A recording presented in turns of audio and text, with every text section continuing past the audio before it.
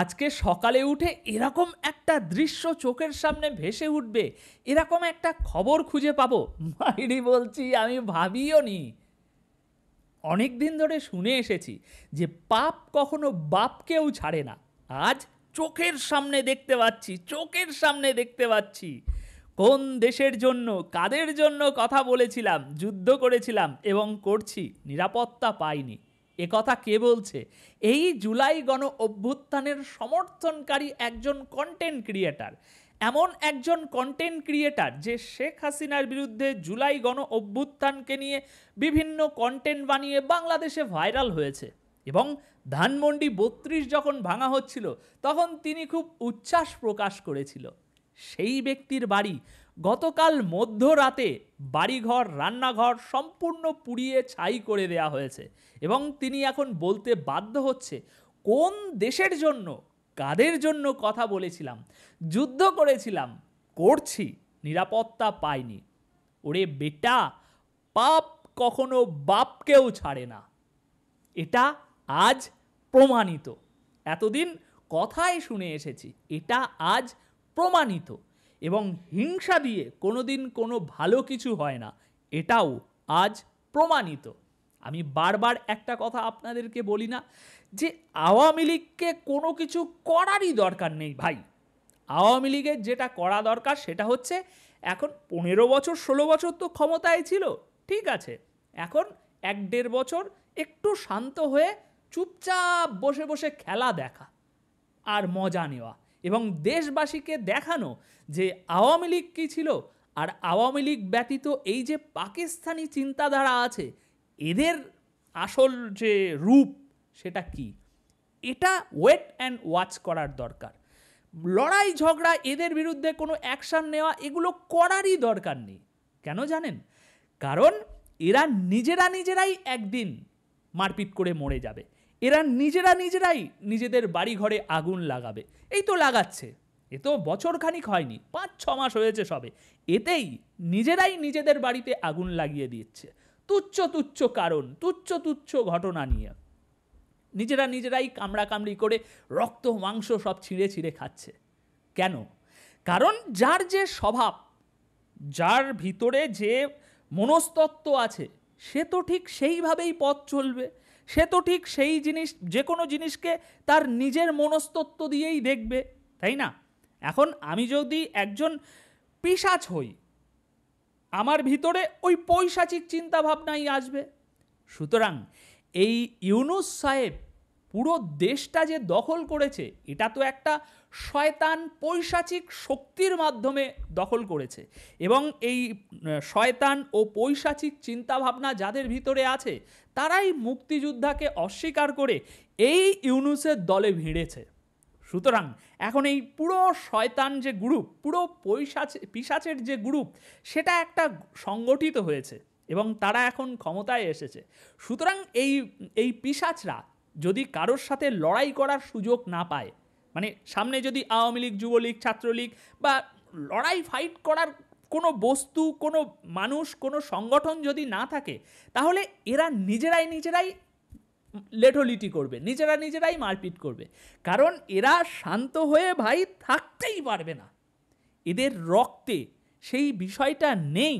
এদের রক্তে সারাক্ষণ মারপিট, দাঙ্গা, হাঙ্গামা, জুলুম, দখল, আগুন, জ্বালাও, পোড়াও, ভাঙো, চোরো, এগুলো ছাড়া এরা নিঃশ্বাস নিতে পারবে না।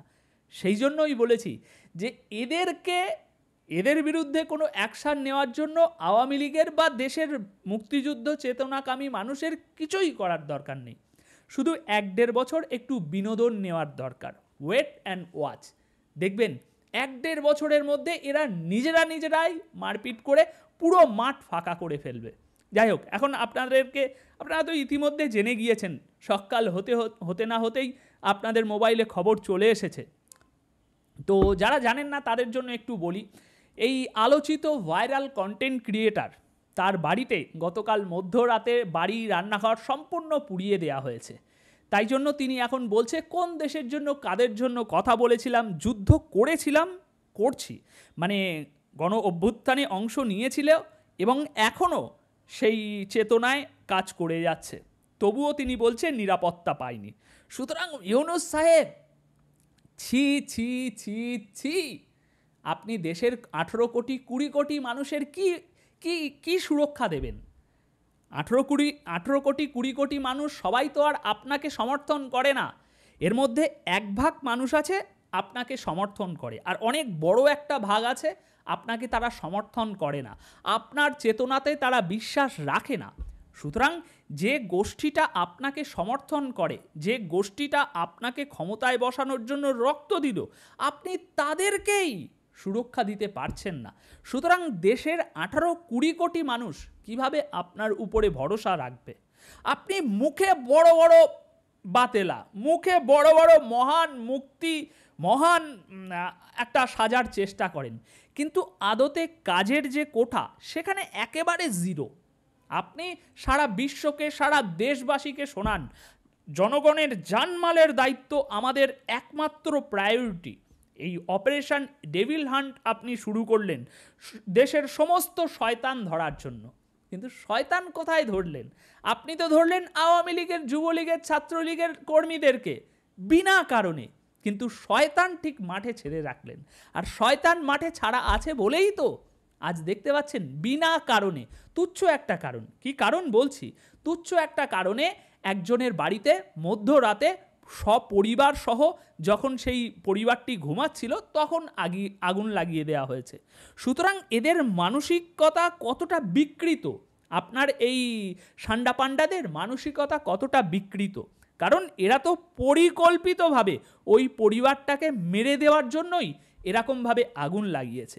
নত মধ্যরাতে যখন একটা পরিবার ঘুমায় তখন চুপচাপ কেউ কারুর বাড়ি গিয়ে আগুন লাগায় কি করে? কারণ তারা তো ওই রাত্রেবেলা ঘুমন্ত অবস্থায় সেরকম কিছু দৌড়দৌড়ি করতে পারবে না, একবারে আগুনে পুড়ে মারা যাবে। সুতরাং পরিকল্পিতভাবে তাদেরকে মেরে দেওয়ার জন্য এই আগুনটা লাগানো হয়েছে।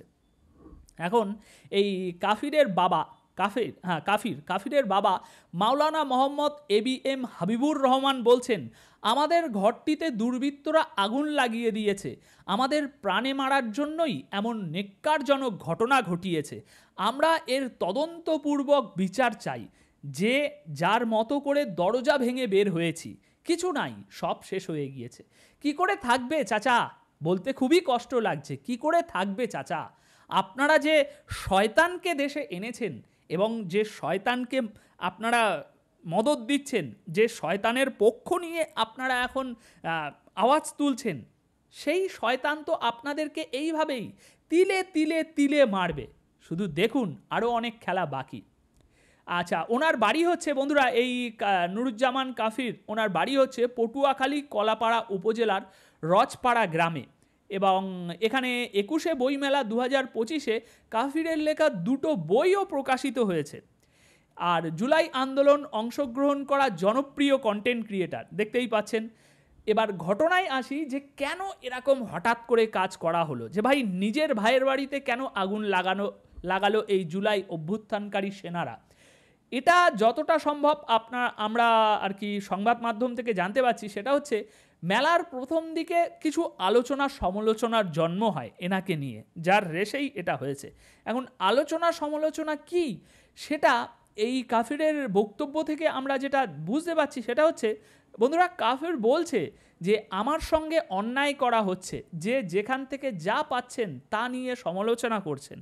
এই যে আলিঙ্গনের যে ছবিটা, অন্য একটা মোবাইলে একটা মেয়েকে আলিঙ্গনের ছবি দেখিয়ে, এই ছবিটা দেখিয়ে মানুষকে গেলানো হচ্ছে, বলা হচ্ছে কাফি জড়াজড়ি করেছে। আরে ভাই, এটা ভ্যালেন্টাইন্স ডে উপলক্ষে একটা নাটকের ক্লিপ, সেখানে স্ক্রিনশট নিয়ে মানুষকে ভুল বোঝানো হচ্ছে। তিনি বলেন, বইমেলায় এক বান্ধবীর হাত ধরেছি, সেটা নিয়ে এতদূর আসার কথা নয়। তবুও আমি আমার জায়গা থেকে সরে বলছি, এখনও বলছি, বইমেলার মতো একটা জায়গায় হাত ধরা ঠিক হয়নি। সুতরাং ভেবে দেখুন, এই ইউনূসের পিছনে যে জনগণগুলো আছে, যে জঙ্গিরা আছে, তারা ঠিক কতটা বিকৃত মানুষ। তারা মোটেই সাধারণ কোনো মানুষ নয় আমার আপনার মতো। তারা হিংসা ছাড়া কোনো কিছুই ভালোবাসে না। আজ এই কাফিরের বাড়িতে যে ঘটনা হয়েছে, কেন হয়েছে? কারণ এখানে আমরা যা দেখতে পাচ্ছি, এই বইমেলায় কাফির হয়তো তার কোনো এক বান্ধবীর হাত ধরে একটু ঘোরাঘুরি করেছে। সেটা আমাদের এই উগ্রদের চোখে একেবারে মানে জ্বলে উঠেছে, সেই জন্যই এরকম ঘটনা শুরু করে দিয়েছে। এবং এই ঘটনার পরে আমাদের বাংলাদেশের মানুষরা তো অতি উৎসাহী, আর গুজবে তো একেবারে নাম্বার ওয়ান। নেগেটিভ কিছু দেখলেই সেটাতে ঝাঁপিয়ে পড়ে, সেটা সত্য কি মিথ্যে, ভুল নাকি ঠিক, সেসব যাচাই বাছাইয়ের কোনো প্রয়োজনই নেই, একেবারে অ্যাকশান ডাইরেক্ট অ্যাকশানে নেমে পড়ে। এবার এই যে বইমেলাতে তার বান্ধবীর হাত ধরে সে একটু ঘুরেছে, সেটাকে নিয়ে সামাজিক যোগাযোগ মাধ্যমে কিছু ভিডিও বিকৃত করে ভাইরাল করে দেওয়া হয়েছে এবং মানুষ সেগুলো গিলেছে। সে নিজেই বলছে যে মানুষ সেগুলো গিলেছে। সেই ভিডিওতে কি অন্য একটা নাটকের সিন কেটে সেটাকে জড়াজড়ি করছে এই বলে সেটাকে চালানো হয়েছে, আর মানুষ গপ গপ করে গিলেছে। এখন এরকম একটা ঘটনাকে কেন্দ্র করে এই আগুনের ঘটনাটা ঘটেছে। আর তাতে এখানে কাফি কি তার ফেসবুক পেজে কি লিখছে দেখুন। আজ সকাল 11টায় আমার পোড়া বাড়িতে কালাপাড়া থানা পটুয়াখালী জেলার সাংবাদিক ভাইদের থাকার আহ্বান করছি। আমি এই দায়িত্বহীন সরকারকে বিগ মেসেজ দিব। মেসেজ সম্পূর্ণভাবে মানবে, নতুবা আমি নিজেই বিকল্প হব, আমি বিপ্লবী সরকার হব। সুতরাং বন্ধুরা, এবার প্রমাণ পেলেন তো যে আওয়ামী লীগের ভাই কিছুই করার দরকার নেই, কারণ এরা শয়তান। এরা যতই মুখে বলুক যে আমরা ডেভিল হান্ট করছি, শয়তান স্বীকার করছি এবং নিজেদেরকে ফেরেস্তা বানাচ্ছে, এটা একেবারে মিথ্যে বানোয়াটি, সেটা তো আমরা জানি। সুতরাং আমাদেরকে ওয়েট অ্যান্ড ওয়াচ করতে হবে। এই যে বলা শুরু করেছে দেখছেন না, তাদেরই একজন যোদ্ধা 5 মাস যেতে না যেতেই বলছে যে এই দায়িত্বহীন সরকারকে বিগ মেসেজ দিব, মেসেজ সম্পূর্ণভাবে মানবে, নতুবা আমি নিজেই বিপ্লব হব। সুতরাং কিছুদিন অপেক্ষা করলে এরা নিজেরাই নিজেদেরকে মেরে পুরো মাঠ ফাঁকা করে ফেলবে। তখন তো রাস্তা পুরো ফাঁকা, এসে দেশকে আবার পুনরায় গঠন করো। এবং এই জায়গা থেকে একটা বিষয় পুরো পরিষ্কার, ভাই এরা আর যাই করুক, মুখে যতই বড় বড় কথা বলুক, এরা দেশে কোনোদিন শান্তি, উন্নতি, অগ্রগতি এগুলো নিয়ে আসতে পারবেই না। কারণ এদের যে কোর, এদের যে ভিতরের আসল যে চেতনা, সেটা সম্পূর্ণ উগ্রবাদী, ধ্বংসাত্মক। সুতরাং এদেরকে দিয়ে দেশে শান্তি জীবনে আসবে না। তার জলজ্যান্ত উদাহরণ আজ আমরা এই কাফির থেকেই দেখলাম। তো এখন এই বিষয়ে আপনাদের যা মন্তব্য আছে দর্শক বন্ধুরা কমেন্ট বক্সে অবশ্যই জানিয়ে যাবেন। ধন্যবাদ সকলকে।